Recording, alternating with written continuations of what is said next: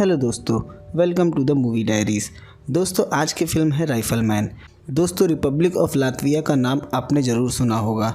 Latvia northern Europe में बसा एक देश जिसका बॉर्डर 5 देशों से आता है: इस्टोनिया, लिथुआनिया, रशिया, बेलारस और ईस्ट में स्वीडन से। लातविया लगभग 64,589 किलोमीटर वर्ग में फैला है।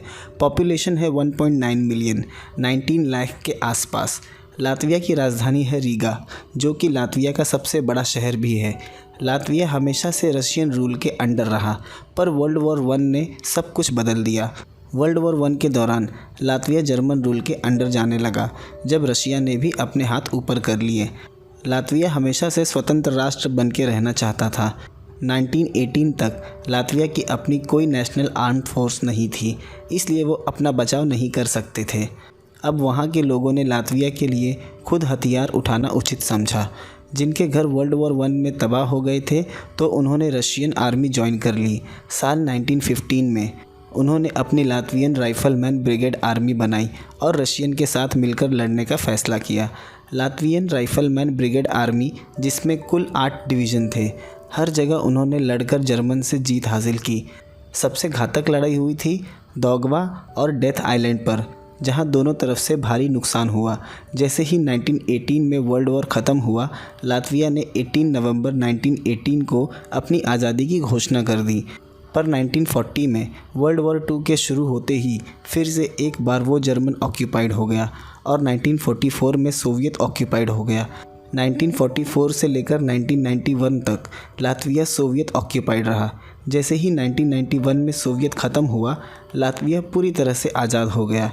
पर लातविया खुद को 1918 से आज़ाद मानता है, इसलिए वहाँ आज भी 2 इंडिपेंडेंस डे मनाए जाते हैं। पहला 18 नवंबर 1918 और दूसरा 5 नवंबर 1991, और दोनों ही दिन पब्लिक हॉलीडेज़ रहते हैं। चलिए कहानी का एक्सप्लेनेशन शुरू करते हैं। कहानी की शुरुआत में ही हम जंग का दृश्य देखते हैं। जेलगवा फॉरेस्ट में जर्मन्स और लातवियंस के बीच जंग जारी थी। उसी जंग में हम एक लातवियन राइफलमैन को देखते हैं, आर्थर, जिसकी उम्र 17 साल होगी। राइफ़ल से लड़ना और मशीन गन से लड़ना दोनों में काफ़ी फ़र्क था। जर्मन्स ने काफ़ी लातवियंस को मार गिराया था। जर्मन्स बंकर में छिपकर मशीन गन्स चला रहे थे, जिस वजह से उनका सामना करना मुश्किल हो रहा था। सभी हार चुके थे। तभी पीछे से राइफलमैन की एक बड़ी टुकड़ी भागती हुई आई और उन्होंने जर्मन्स पर चढ़ाई कर दी। साल 1915 जर्मन आर्मी अब लातविया में घुस चुकी थी और वो लगातार कब्ज़ा किए जा रहे थे। अभी तक कोई भी फ्रंट लाइन डिसाइड नहीं हुई थी। वहाँ से 2 साल पहले हम देखते हैं आर्थर और एडगर दोनों भाई अपने घर जा रहे हैं। एडगर बड़ा भाई है, शायद दोनों किसी काम से बाहर गए थे। घर पहुंचने पर एडगर ने कहा, मैं पिताजी को देख के आता हूं, तब तक तुम माँ से मिल लो। आर्थर माँ के पास चला गया। तभी कुछ सोल्जर्स घोड़े पर आ गए। आर्थर की माँ ने उसे बेड के नीचे छिपा दिया। वो भीतर आया। उसने पड़ी हुई शॉटगन चेक की, कहीं उसमें बुलेट तो नहीं है। उसने मिल्क मांगा। तभी बाहर से कुछ आवाज़ें सुनाई दी, तो वो बाहर चला गया। आर्थर बेड से निकलकर बाहर आया। कुछ गलत हो रहा था। बाहर बहस की आवाज़ और कुत्ते के भौंकने की आवाज़ें आ रही थी। आर्थर खिड़की से बाहर झांकने लगा। जर्मन सोल्जर्स ने बार्न से 2 शख्स को पकड़ा था। बाहर आर्थर के कुत्ते जर्मन्स पर भौंक रहे थे। तभी एक सोल्जर ने उसे गोली मार दी। वो उन दोनों को अरेस्ट कर वहाँ से चले गए। आर्थर बाहर आया। उसने देखा उन्होंने उसकी माँ को भी गोली मार दी थी। वो बाहर अपनी गन लेकर आया, पर तब तक वो जा चुके थे। अपनी माँ को देख वो रोने लगा। आज इतने दिनों बाद वो मिलने आया था। हम देखते हैं पिता के साथ फ्यूनरल में दोनों भाई साथ हैं, पर माँ के मौत का जिम्मेदार वो खुद को मानता है। पर उसके भाई को लगता है इसमें आर्थर की कोई गलती नहीं। आर्थर अपने घर पर था। तभी वहाँ 2 रशियन सोल्जर्स आए। उन्होंने कहा, जर्मन्स जेलगवा के नज़दीक पहुँच गए हैं, सब कुछ जलाकर यहाँ से निकल जाओ। यहाँ हम देखते हैं सभी लातवियंस जर्मन के डर से विलेज छोड़कर जा रहे हैं। उसके पिताजी घर के कुछ चीज़ों को वहीं ज़मीन में दफन कर रहे हैं। अगर उनका वापस आना हुआ तो वो इसे इस्तेमाल कर सकते हैं। आर्थर ने अपने माँ की रिंग पहन ली, एक याद के तौर पर। उन्होंने अपना कुछ सामान घोड़े गाड़ी पर रख दिया और वहाँ से निकल गए। आर्थर जाते वक्त अपने जलते हुए घर को देख रहा था। जाहिर सी बात थी, तकलीफ़ बहुत हुई होगी उस घर को छोड़ते वक्त, जहाँ उसका सारा बचपन बीता। कई खूबसूरत यादें उस घर से जुड़ी थी। हर कोई अपनी गाय बकरियां सब लेकर वहां से जा रहे थे, क्योंकि पुरुषों को तो जर्मन्स देखते ही मार देंगे और महिलाओं बच्चों के साथ रेप मारपीट, इसी डर से हर कोई जा रहा है। उसके पिता ने अपने दोनों बेटों के साथ मिलकर लातवियन राइफलमैन बटालियन ज्वाइन कर लिया, जो कि रशियन आर्मी के साथ लड़ रहे थे, जिसमें रशियन आर्मी लीडर्स उन्हें कमांड देते थे। आर्थर को आर्मी में लेने से उन्होंने मना कर दिया, क्योंकि उसकी उम्र उन्होंने कम बताई, सिर्फ 17 साल। पर उसके पिता के अप्रूवल से उसे आर्मी में जगह मिल गई, क्योंकि उसके पिता कैक्सहोल्म रेजिमेंट में मेजर रह चुके हैं। उन्होंने रशियन इम्पेरियल गार्ड में 15 साल की सर्विस दी है। जो राइफलमैन आर्मी को लीड कर रहा था उसका नाम कॉनराड्स है। यहाँ हम देखते हैं राइफलमैन सोल्जर्स की मार्चिंग जारी थी, जिसे देख आर्थर और एडगर काफ़ी खुश हुए। कुछ लोग इसमें ऐसे थे जिसे जर्मन से अपने परिवार का बदला चाहिए, और कुछ ऐसे जिन्हें आज़ादी चाहिए थी। यहाँ उनकी ट्रेनिंग स्टार्ट हो गई थी।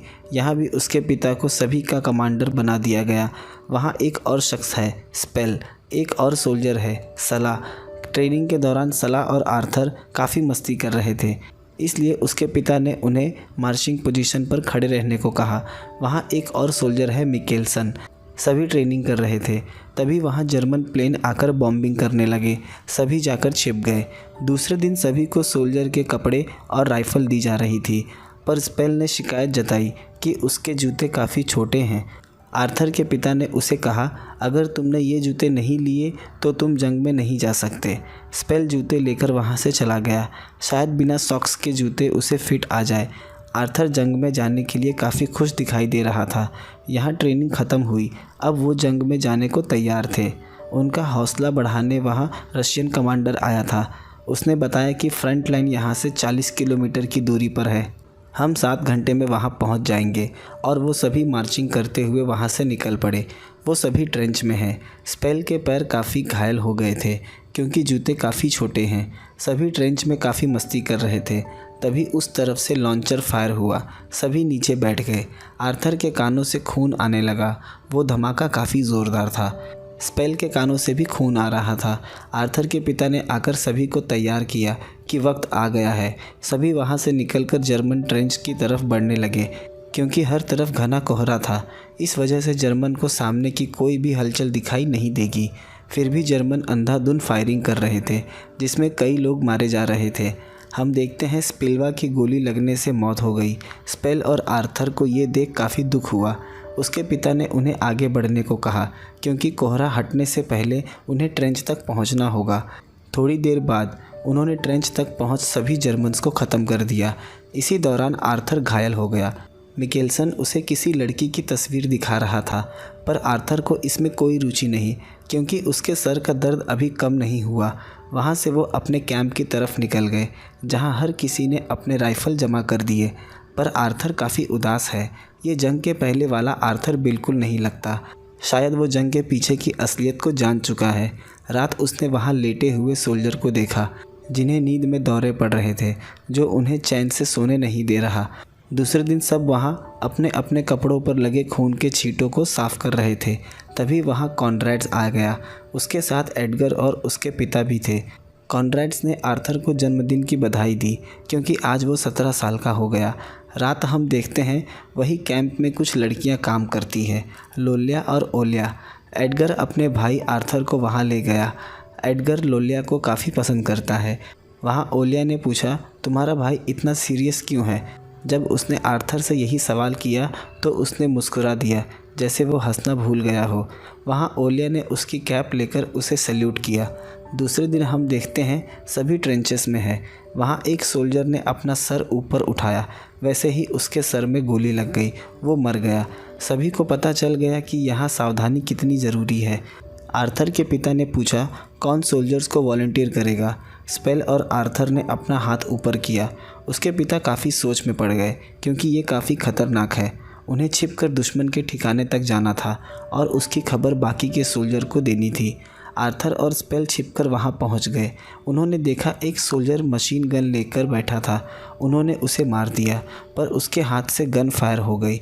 बाकी के जर्मन्स ने उन्हें देख लिया। स्पेल और आर्थर वहां से भागने लगे।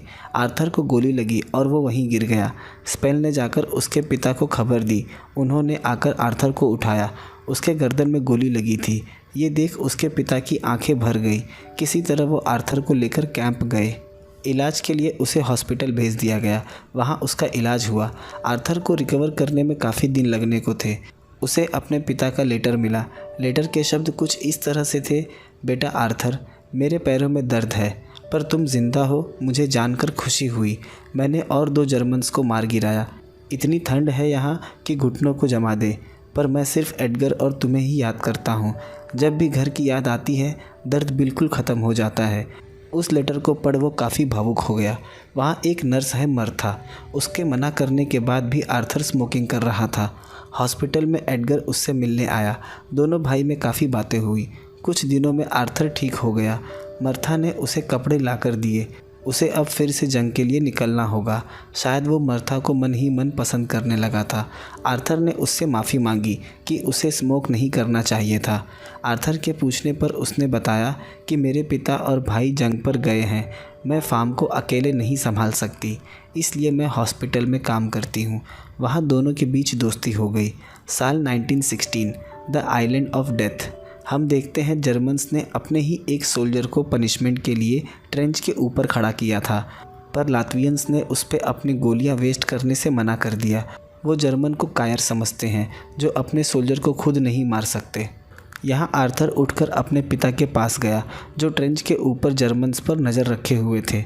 उन्होंने आर्थर को उस जर्मन सोल्जर पर निशाना लगाने को कहा, पर आर्थर ने मना कर दिया। उसने कहा कि जंग में एक निहत्थे इंसान को मारना गलत है। तभी वो सोल्जर बेहोश होकर नीचे गिर गया।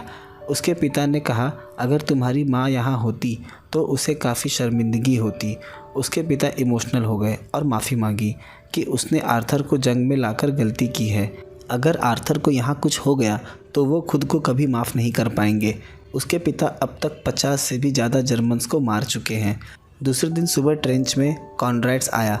उसने कहा कि वंगस आज अपनी शिफ्ट चेंज करने नहीं आया। वो आर्थर के पिता की बात कर रहा था जिसकी ड्यूटी ट्रेंच के ऊपर रहती थी, पर सुबह वो शिफ्ट चेंज करने नहीं आए। ये सुनते ही आर्थर भागकर अपने पिता की जगह पर गया।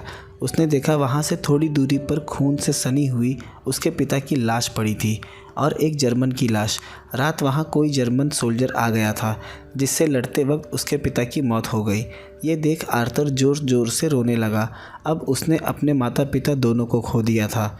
वहीं पड़े लकड़ी के बॉक्स को उठाकर उस मरे हुए जर्मन सोल्जर को काफ़ी मारा। दफनाते वक्त आर्थर ने अपने पिता की राइफ़ल भी साथ दफना दी। कॉनराड्स ने कहा यह नियम के खिलाफ है, पर आर्थर ने बताया कि उसके पिता ने 60 जर्मन्स को इस राइफ़ल से मारा था, इसलिए उसने पिता के सम्मान में इसे दफनाया है। कॉनराड्स उसकी बात से सहमत हुआ।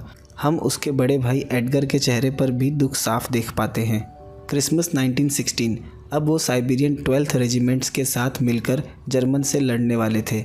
जर्मन्स जेलगवा में घुसने लगे थे। यहाँ एडगर लातवियन सोल्जर्स को कमांड दे रहा था कि वॉलंटियर कौन करेगा।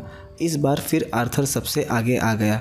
हम देखते हैं उसके इस फैसले से एडगर काफ़ी नाराज़ है क्योंकि इसमें जान का काफ़ी खतरा है। आर्थर ने कहा अगर यहाँ जान का खतरा है तो मैं यहाँ जंग में क्या कर रहा हूँ। एडगर ने कहा मैं भी रात तुम्हारे साथ चलूँगा। रात उन्होंने तार को काटा और जर्मन्स की तरफ आगे बढ़ने लगे।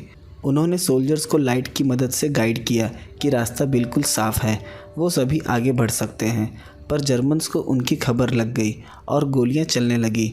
उनके पास मशीन गन्स थी और ट्रेंचेस काफ़ी हाइट पर थे, जिस वजह से काफ़ी लातवियन और साइबेरियन सोल्जर्स मारे गए। पर उन्होंने जर्मन ट्रेंच पर कब्जा कर लिया। दोनों भाई वहाँ बैठे हुए थे। तभी उन्हें एक बदक दिखाई दिया। उसे मारकर रात सभी ने पार्टी की। रात हम देखते हैं वहाँ पीटरसन की मां ने पार्सल भेजा था, एक लेटर और कुछ खाने का सामान, पर पीटरसन जंग में मारा गया। स्पेल ने उस लेटर को पढ़ना शुरू किया। उस लेटर ने वहाँ बैठे सभी सोल्जर्स को भावुक कर दिया क्योंकि जिस बेटे के वो लौटने की उम्मीद में है वो तो जंग में मारा गया। स्पेल उस लेटर को पूरा नहीं पढ़ पाया क्योंकि उसमें इतनी हिम्मत नहीं। आर्थर को अपने माता पिता की याद आने लगी। यहाँ हम देखते हैं जंग जारी थी। दूसरे दिन हम देखते हैं जब सभी जर्मन्स ट्रेंचेस की तरफ बढ़ रहे थे, तभी साइबेरियंस ने अटैक करने से इनकार कर दिया और वो वापस जाने लगे। एडगर ने आर्थर से कहा हम फंस चुके हैं, आज रात होने का इंतज़ार करेंगे और रात होते ही पीछे हट जाएंगे क्योंकि बिना आर्मी के जर्मन्स का सामना करना बेवकूफ़ी होगी। पर तभी एक लॉन्चर आकर एडगर पर गिरा और उसकी मौत हो गई। आर्थर काफ़ी दुखी हो गया। उसने अपने भाई का लात्वियन बैज निकाल लिया। यहाँ हम देखते हैं सभी लात्वियन सोल्जर्स की लाशें पड़ी थी, जिसमें कोई अपने बेटे, अपने पति, अपने पिता को तलाश कर रहा था। यहाँ हम देखते हैं घोड़े से जाते वक्त कॉनरैड्स ने साइबेरियन कमांडर को नीचे गिरा दिया कि उसने जंग में उनका साथ क्यों नहीं दिया, जिस वजह से काफ़ी लोग मारे गए। उस कमांडर के हाथ में कई सारे पेपर्स थे। उसमें लिखा था, सार और कैसर को मार दो, जंग ख़त्म हो जाएगी। सार और कैसर जो रशिया और जर्मनी के राजा थे उस वक्त, अपनी बंदूकों को मिनिस्टर और जनरल्स की तरफ मोड़ दो। ये पोस्टर लेनिन ने छपवाया था। लेनिन ने रशिया से वादा किया है कि वो रशिया को आज़ाद करवा देगा, इसलिए सभी घर लौट आओ, हम रशिया को मिलकर आज़ाद करवाएंगे। जैसा कि हम जानते हैं साइबेरिया भी रशिया का ही एक हिस्सा है, इसलिए वहाँ से सोल्जर पीछे हट गए। ये वही दौर था जब लेनिन कम्युनिज़्म विचारों से रशिया में सभी को प्रभावित कर रहा था और सोवियत यूनियन की नींव रखी जा रही थी। रशिया के राजा को वहाँ के लोगों ने उसके पद से हटा दिया। यहाँ अब रशिया पर लेनिन की पूरी पकड़ आ गई। यहाँ कॉनरैड्स को भी लेनिन की कही बात सही लगती है। वहीं आर्थर ने मर्था को देखा जो लाशों में अपने पिता को ढूंढ रही थी। आर्थर के पूछने पर उसने बताया कि उसका भाई काफ़ी पहले ही जंग में मारा गया। उसने आर्थर को गले लगा लिया। आर्थर ने उसके पिता का नाम और मर्था का पता लिया। अगर कभी उसे कुछ पता चला तो वो मर्था को पत्र ज़रूर लिखेगा। कुछ दिनों बाद हम देखते हैं 1918 का वक्त, वर्ल्ड वॉर 1 ख़त्म हो चुका है, साथ ही लातविया की क्रांति भी ख़त्म हो गई। वो अक्सर मर्था को पत्र लिखा करता। अब लातविया के साथ साथ दूसरे देशों पर भी लेनिन का कंट्रोल आ गया था। अब उसने लेनिन की बोल्शेविक पार्टी को ज्वाइन कर लिया था, जो कि एक रेवोल्यूशनरी मार्क्सिस्ट पार्टी थी। एक तरह से वो लेनिन और उसकी पार्टी को गार्ड करने के लिए नियुक्त किए गए थे। यहाँ आर्थर वापस लातविया आ गया अपने दोस्तों को ज्वाइन करने, जहाँ उनका लातवियन कमांडर कॉनरैड्स भी था। एक रशियन कमांडर आर्थर और स्पेल को एक जगह ले गया जहाँ उनके ही दोस्तों को बांध कर रखा गया है। ये वो लातवियन राइफल्समैन थे जो लेनिन को ज्वाइन नहीं करना चाहते। उन्हें लातविया की आज़ादी चाहिए थी, इसलिए उन्हें एग्जीक्यूट करने का ऑर्डर आया था। जो भी लेनिन को ज्वाइन न करे उसे मार दिया जाए। ये सभी नहीं चाहते थे कि लातविया एक कम्युनिस्ट राष्ट्र बने। वहाँ उन्हें अपने दोस्तों को शूट करने का ऑर्डर दिया गया, पर आर्थर ने अपने दोस्तों को शूट करने से मना कर दिया। आर्थर कॉनरैड्स की तरफ देखने लगा कि वो भी इनके साथ मिल गया। आर्थर को गद्दार करके बंद कर दिया गया, पर रात उसे कॉनरैड्स और स्पेल ने मिलकर छुड़ा लिया। कॉनरैड्स ने उसे बताया कि उसके पास और कोई रास्ता नहीं था, वरना वो भी इनकी तरह मार दिया जाता। रात ही आर्थर और स्पेल वहाँ से निकल गए। आर्थर ने बताया कि मर्था के फार्म चलते हैं, वहीं छिप जाएंगे, शायद वहाँ हम सेफ़ रहें। वहाँ स्पेल ने बताया कि लातवियन पहली बार अपनी नेशनल फोर्सेस तैयार कर रही है, बैटल ऑफ सेसिस के लिए हम उसका हिस्सा बन सकते हैं। तभी वहाँ कुछ रशियन सोल्जर घोड़े पर आ गए और स्पेल को गोली मार दी, पर आर्थर भागने में कामयाब हो गया। स्पेल की मौत से उसे काफ़ी दुख हुआ। किसी तरह वो मर्था के फार्म पहुँचा। उसे हाथ में गोली लगी थी। मर्था ने उससे पूछा, तुम अपने लोगों से क्यों भागते फिर रहे हो? आर्थर ने बताया, ये लोग अब उसके नहीं हैं।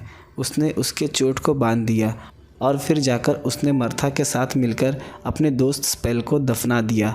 पर अब आर्थर को यहाँ से जाना होगा, वो लौटकर ज़रूर आएगा। उसने मर्था को अपनी माँ की रिंग पहना दी। उसने वादा किया कि वो ज़रूर आएगा।